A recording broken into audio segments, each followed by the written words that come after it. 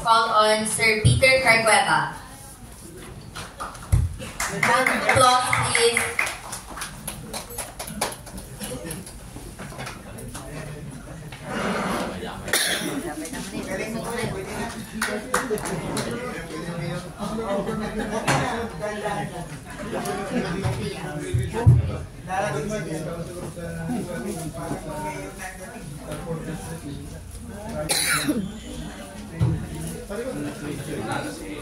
Pwede mo natin yung bisita natin.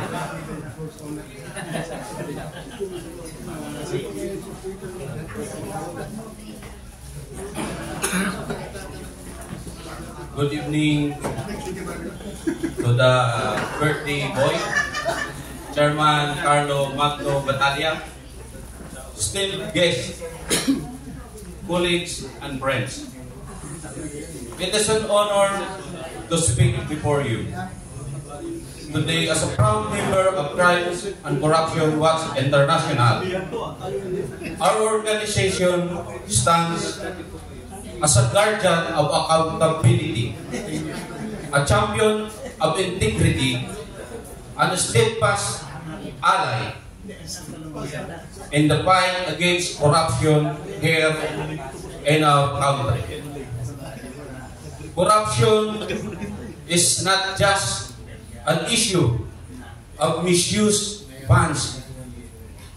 It is a crime that robs communities of opportunities. It denies children proper education, delays essential infrastructure, and undermines public trust. At CCWI, we believe that every Filipino deserves better. At the core of our work is a clear vision to combat corruption and promote ethical procurement practices. Our focus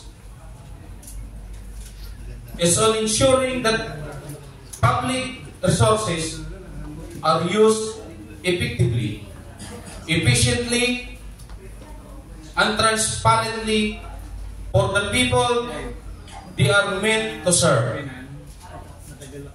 We are not just observers. We are active participants in creating a system when integrity thrives and corruption finds no room to grow.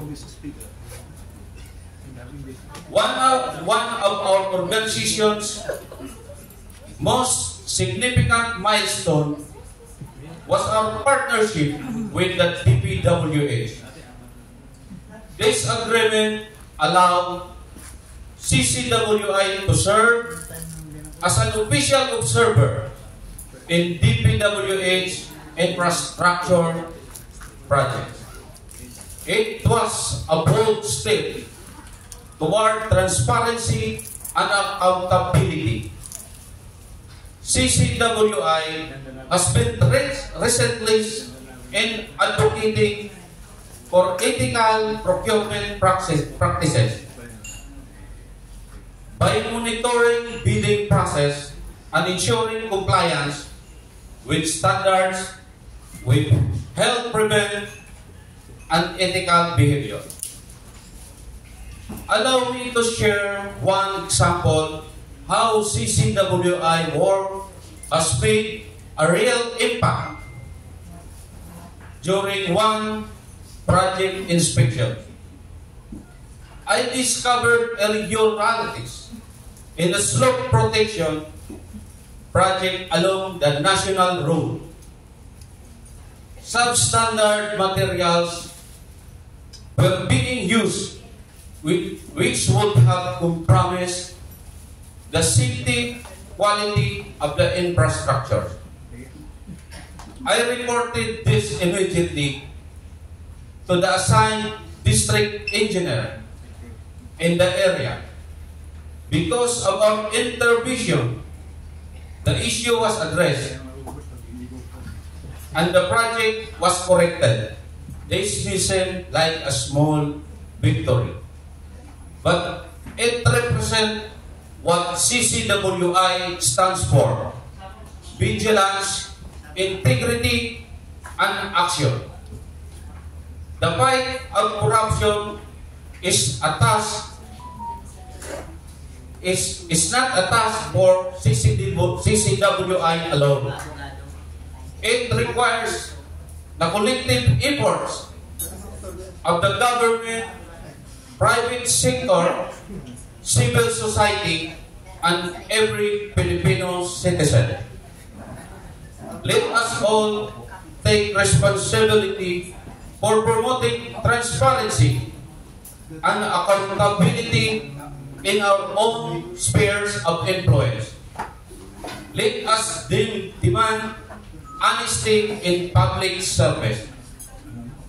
Report irregularities when we see them, and support organizations like CCWI that work tirelessly for the public good.